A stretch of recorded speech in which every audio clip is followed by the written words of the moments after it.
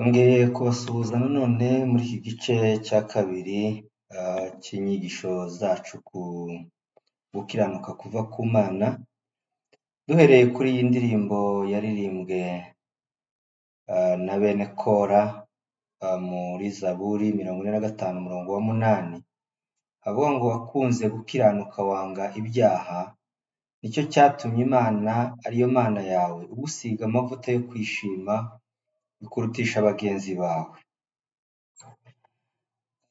Ariko noneho hariho gukiranuka kw'Imana kwahishuwe. Ibyo twabibonye mu gice cya mbere, hariho gukiranuka kw'Imana kwahishuwe. Uko gukiranuka ntiguheshwa n'amategeko, nubwo amategeko nibyo ari byo biguhamya. Nubwo amategeko n'ibyahanuwe ari byo biguhamya, ari byo bihamya uko gukiranuka. Ni ukuvuga ngo gukiranuka twabibonye ni ugukiranuka kwavuye ku Mana, duheshwa no kwizera Yesu Kristo. Yesu Kristo niwe gukiranuka kw'Imana.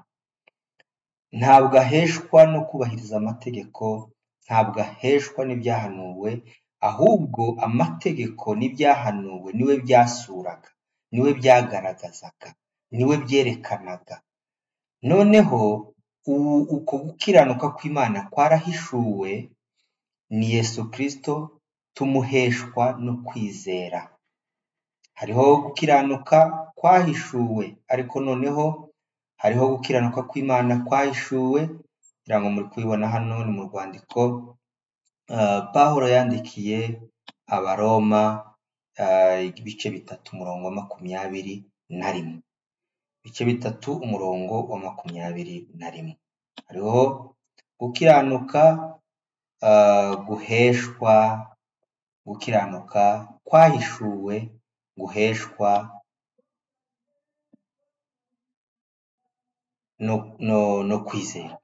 Ariko noneho hariho gukiranuka kwahishuwe, gukiranuka kudaheshwa n'amategeko, nubwo amategeko n'ibyahanuwe ari byo biguhamya. Gukiranuka twabonye ko ari gukiranuka duheshwa, no gukiranuka duheshwa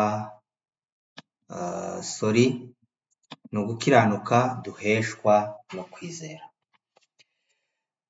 Dusomye mu rwandiko Pawulo yandikiye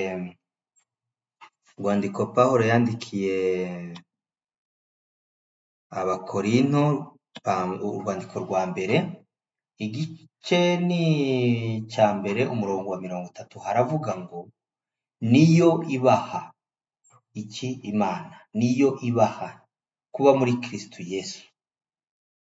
Imana niyo iha abantu kuba muri Kristo Yesu, waduhindukiye ubwenge buva ku Mana.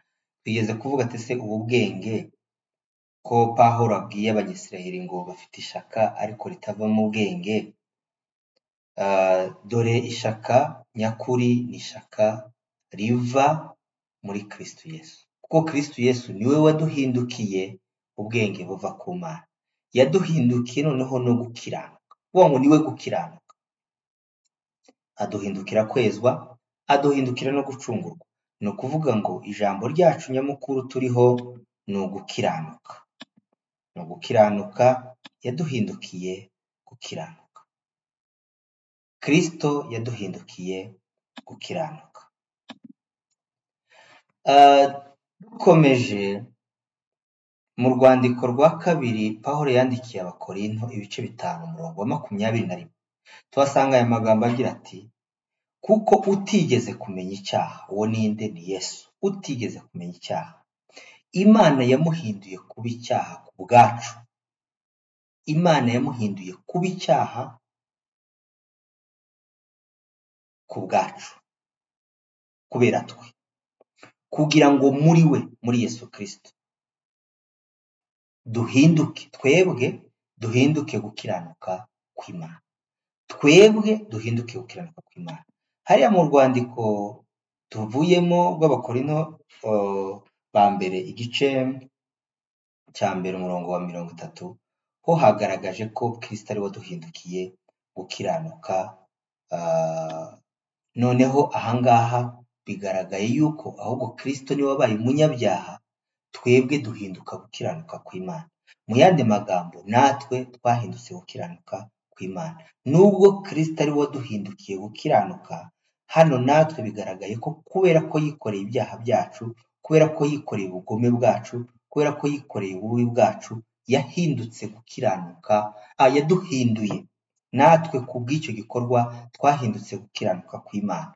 Turi abakiranutsi tubikesha umurimo Yesu Kristo yadukoreye.